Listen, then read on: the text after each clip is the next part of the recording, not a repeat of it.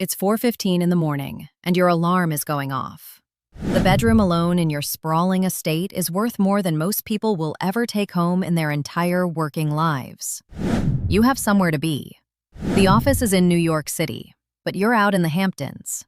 For almost anyone else, showing up on time would be out of the question. But you're not almost anyone else. A dark SUV is already idling in your driveway. Your driver takes you straight to the helipad. And once you're airborne, you use the time to get through your inbox and review whatever your Tokyo team sent overnight. While you were asleep, you shed $12 million. You're not losing any sleep over it. You cleared $40 million just yesterday, and all you were doing was eating a tuna sandwich. The helicopter touches down on the roof of your Manhattan skyscraper. Your VP is right there to brief you before you've even taken a step inside. Before heading to your corner office, you decide to do a lap around the floor, an informal walkthrough that doubles as a reminder to everyone that you're watching. You stop at a face you don't recognize, a junior analyst fresh out of college. He's been clocking 120-hour weeks and hasn't closed his eyes in 3 days. Ivy League, Harvard no less. You glance at his monitor and notice his spreadsheet is a mess, so you tear into him right there in front of the whole floor, sparing no insults. "Don't ever let that happen again," you tell him.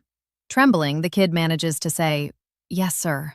You've already moved on before the words leave his mouth. The whole floor has a certain charge to it. Electric, aggressive, almost animal. To your left, a trader is laying into his headset, pounding the desk hard enough to send a keyboard key flying. He's just down $500,000 on a bad call. Less than 2 minutes later, he's bumping fists with the guy next to him because a reckless follow-up bet won it all back. It's complete madness, and you wouldn't trade it for anything. You walk past a guy they call Big Tony. He's not studying market charts. He's looking at weather forecasts coming out of Brazil. The logic is simple. Rain ruins the coffee crop. Ruined crops push prices up. And the positions he took yesterday will end up covering his entire divorce if the forecast holds. 9:29 a.m. 60 seconds to opening bell. Every sound in the room drops away.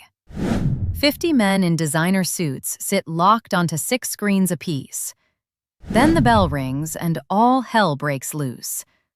It's less like a trading floor and more like a coliseum. You step into your glass-walled office and slide the door shut. The roar of the floor fades to a low hum. You are the one who keeps this machine running. Every single person out there has one objective: generate returns. As a hedge fund, your clients are the ultra-wealthy, billionaires, pension funds, university endowments, people who hand you their fortunes and expect you to multiply them. They don't want good, they want extraordinary. If the broader market climbs 10%, they want 20% from you. If the market falls apart, they still want a profit. That's where the real edge comes in. The average investor is optimistic by nature. They pick up a stock at $10 and dream of watching it hit $20. Sweet, but small. You operate differently. You're a hunter. Your specialty is short selling, which is essentially the craft of profiting from failure. You scan the landscape for the weak ones and move in for the kill. Your research team comes through the door and drops a dossier on a well-known tech company on your desk. The public loves this company, but your team has uncovered something the public doesn't know. Their flagship new product has a tendency to catch fire when left in direct sunlight. You feel the corners of your mouth turn up. Money is about to be made. You take a $500 million position against the company. But sitting and waiting isn't your style. You accelerate the timeline. You secure a spot on a major cable news network. You look straight down the barrel of the camera, face serious, and tell viewers without any hesitation, this company is worthless. The reaction is immediate. Retail investors and retirees panic and dump their shares. The price collapses. 20 minutes later, you've walked away with $80 million. And the structure that makes it even sweeter is the 2 and 20 model. Your clients pay you 2% annually just to manage their capital. That's a steady, guaranteed income stream regardless of performance.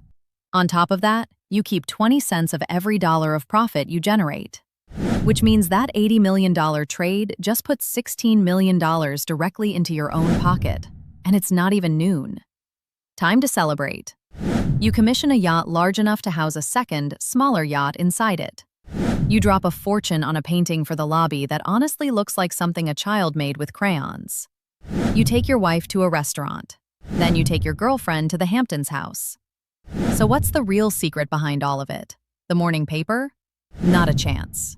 That's for people who can't afford better information. You don't speculate. You gain an edge. One that operates right at the border of legality. You rely on what's called alternative data, which is really just a polished term for systematic surveillance. You've got a guy, call him Vinny, crouched in the brush outside a warehouse in Nevada, counting how many delivery trucks roll out of the loading dock. You purchase satellite imagery to tally the vehicles in Walmart parking lots from orbit. A thinly populated lot on a Saturday afternoon tells you the quarterly earnings are going to disappoint before the numbers are ever printed. You track the flight patterns of CEOs on private jets. A trip to Omaha means nothing. But 3 consecutive flights to the Cayman Islands in a single week? That CEO is quietly packing his bags with company money. You know a company is unraveling before the people inside it do. And the moment you sense vulnerability, you strike. You're untouchable. You're at the top. And then you get too comfortable. Half a year down the road, you take a short position against another company. Their latest product, in your view, is going nowhere. You put $1 billion behind the idea that the stock will tank. Monday morning, the news breaks. The product is a blockbuster success. The stock doesn't just rise, it doubles within 60 minutes. This is every short seller's worst nightmare made real. With a regular stock purchase, the floor on your loss is 0. You can only lose what you put in. But when you're short and the stock keeps climbing, the losses have no ceiling. They just keep growing. It's like a drain that never stops pulling. Your phone starts lighting up. It's the bank, and they are not calm. They need a wire transfer immediately to cover your loan obligations. But your liquid assets are tied up in other open positions. You don't have cash on hand. Sweat bleeds through a suit that cost you $5,000. You explode at the Harvard kid again. You let him go on the spot, less because you have cause, and more because you need somewhere to put the rage. To free up the cash you need, you're forced to liquidate positions that are actually making you money. For 7 straight days, you exist on espresso and barely controlled panic. You don't leave your screen. You're waiting for the universe to throw you a bone, and somehow, it does. Word gets out that the CEO of the company you shorted has some unsavory habits. The stock slides. You close your position. You haven't come out ahead, but you haven't been wiped out either. You leave the building at 9 o'clock on a Friday night and slide into a booth at a steakhouse where still water is priced like a cocktail. You take in the room. There's no one here you'd call a real friend. Just rivals wearing better watches and people calculating what they can extract from you. Your children are essentially strangers to you at this point. Your entire existence has been compressed down to digits moving across a monitor. Your net worth sits at $2 billion. You could purchase nearly anything that exists on this planet. A full night of uninterrupted sleep is not among those things. Your phone vibrates against the table. Tokyo just opened. You're already up $2 million. It still doesn't feel like enough.